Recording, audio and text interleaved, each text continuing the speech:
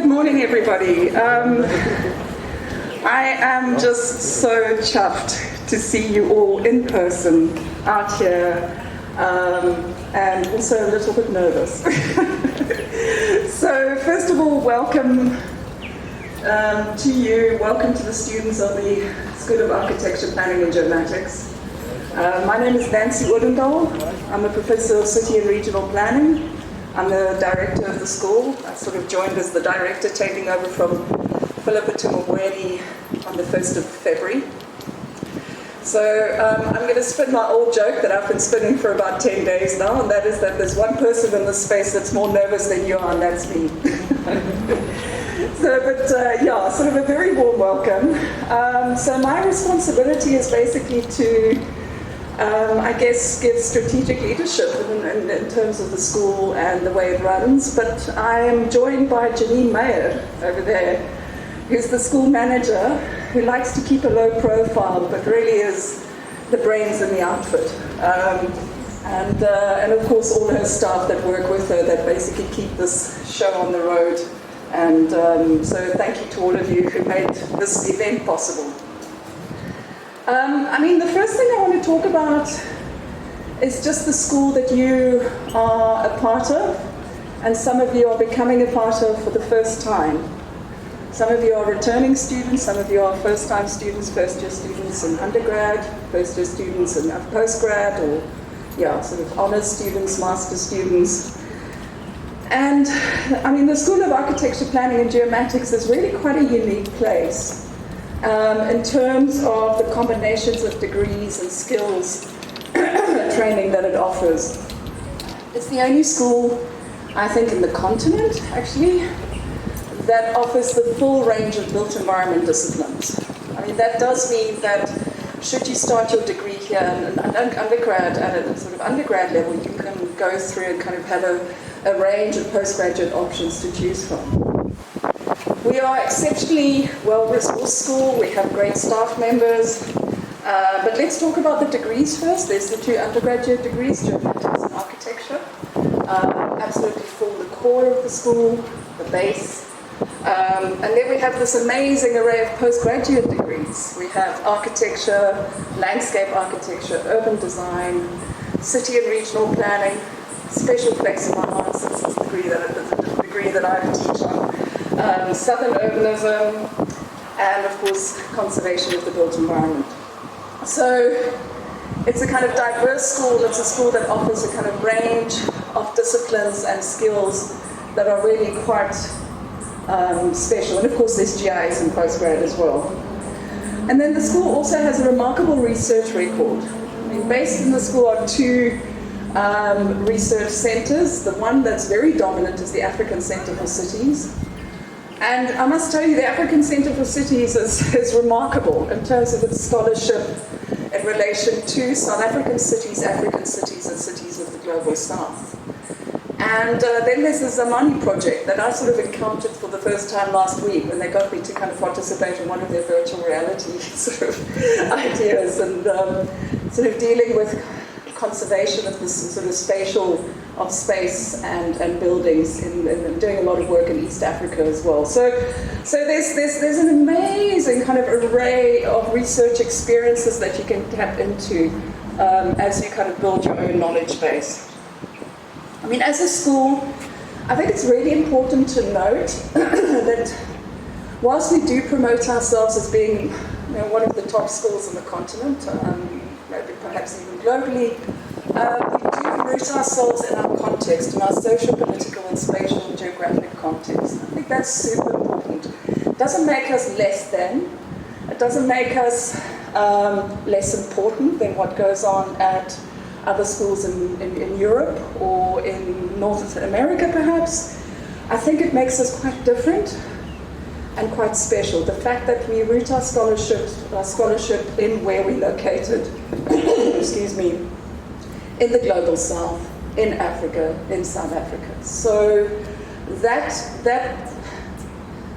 very specific context is absolutely crucial to our pedagogy, to our curricula, and also to our research to a large extent. So I would like to invite you to kind of engage manage that on an ongoing basis.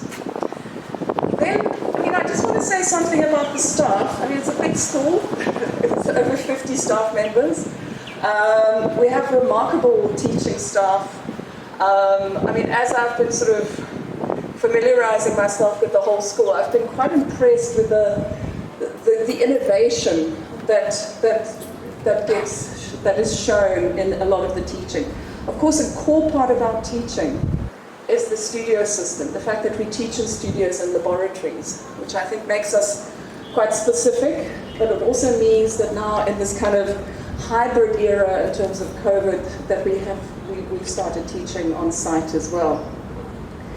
And then we have the most exceptional staff that work with us to keep the school running, that work with Janine to keep the school running. We have a dedicated library, we have dedicated workshops, amazing audiovisual equipment, laboratories and studios. So the kind of resources available to you are quite immense.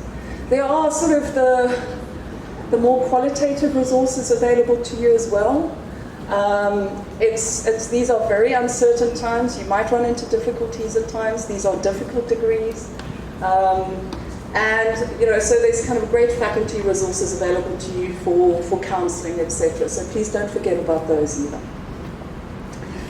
Then my colleagues reminded me that today is Valentine's Day, hence the corny pink scarf. Anyway, so happy Valentine's Day, everybody.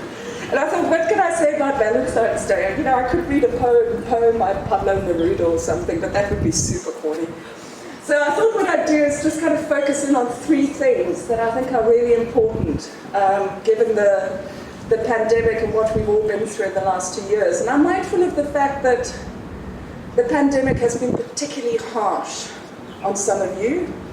And I think just the impact that it has on households and on families and so forth. So, absolutely aware of that. But there's three things that I want to focus in on if we're going to talk about the values surrounding love. And that is around respect, empathy, and dedication. I think as we move into this hybrid mode of learning, where we do some of our learning on-site and some of our learning off-site and online, I would like just to remind you that I think that one of the core things that we've learned from COVID that it's not just about the individual. It's about the communal. It's about actually looking out for each other. And it's about being aware that not only do we need to protect ourselves in relation to COVID, but we actually need to be aware that by protecting ourselves, we protect others. So please, can I ask you, listen carefully to your course conveners, to your degree conveners. Keep those kind of distances that you are required to keep. We're outside now, so we're okay. And just kind of follow the rules, because those rules are quite important in keeping ourselves safe and keeping others safe as well. Because again, it's not just about you, it's about everybody. The second value is around empathy. And that is just around recognizing that some people are having a tough time, and that tough time could be as a result of COVID, or it could just be as a result of the immense sacrifices it might have taken you to come here in the first place. Okay. And just kind of be empathetic. Realize that you're going to be in a class, you're going to be interacting closely with class members that do not come from similar backgrounds to you, perhaps, that come from kind of different histories, etc. Just be empathetic and be kind to each other and be kind to yourselves. And then dedication. I guess one of the key things of romantic love in terms of Valentine's Day is around dedication and commitment, right? And dedication is one of those values that you don't just do it once, you do it every day. You do it when you wake up, you go to class, you sort of engage in your studies. So, at the risk of sounding really materialistic, which I really want to avoid, it's just saying, just that dedication needs to be renewed on an ongoing basis. I know for myself as well. So, just to kind of stay with the process and stay with the degree that you've chosen to be part of. Right, and then the last point I want to make is really again about COVID and about the professions that you chose to engage in enrolling for your studies. I think what we've learned out of the whole pandemic experience is the absolute critical nature of managing, organizing, and designing the built environment in a way that is good for everybody. We realize now how important it is to have buildings that function properly, that breathe, have public spaces that bring people together and that enable people to kind of be with one another, to have landscapes that are kind of part of a natural environment that is mindful of climate change, to understand history much better and the history of the built environment, and of course manage our cities in ways that we can become more resilient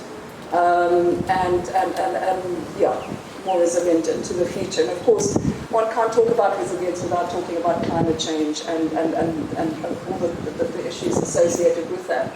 So know that you are part of an endeavor that is absolutely critical to our futures. I cannot stress that enough. It's like no pressure. But I cannot stress that enough. The school that you are part of is absolutely critical to the kind of future the future of our spaces is absolutely key to our futures generally. So that's the last thing I wanted to say. And just to say welcome and take it one day at a time. And I'll be engaging some of you directly through various means. And and I wish you the very, very best. I wish you try and have some fun along the way.